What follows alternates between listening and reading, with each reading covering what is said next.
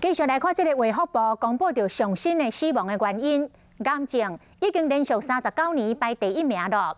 一年当有超过5万人因为癌症来死亡，这个死亡率前3名的癌症，肺癌、肝癌甲大肠癌。讲网络顶有真侪防癌相关的消息，像最近有影片来流传，讲啉这个烧滚水会当来杀死着体内的癌细胞，就要加啉一寡烧滚水才袂来着癌。也毋过医生讲，这并无科学的根据。来看今仔日的花式拍假特工队。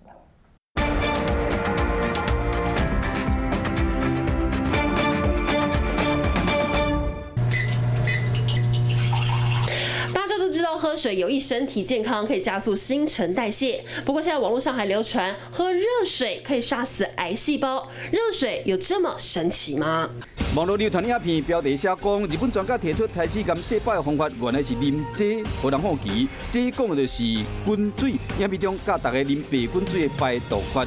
一天5杯烧滚水，讲完全排毒，佮讲到癌细胞惊烧，阮就问医师，这支影片其实有真侪论点无科学根据。有些癌症，我们确实会用热治疗的方式，温热疗法。那它就比如说肠癌或者是子宫颈癌、卵巢癌，它腹膜转移的时候，我们会在腹腔里面放温热的水，加上化疗药物去杀死那些癌细胞。可是，并不代表说每一种癌症它都可以用这样的方法。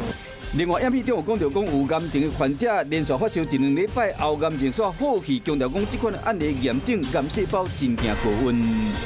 这种东西，第一，它是不是真的是实力不知道；第二，就是它没有办法重复的话，那就表示它并不科学。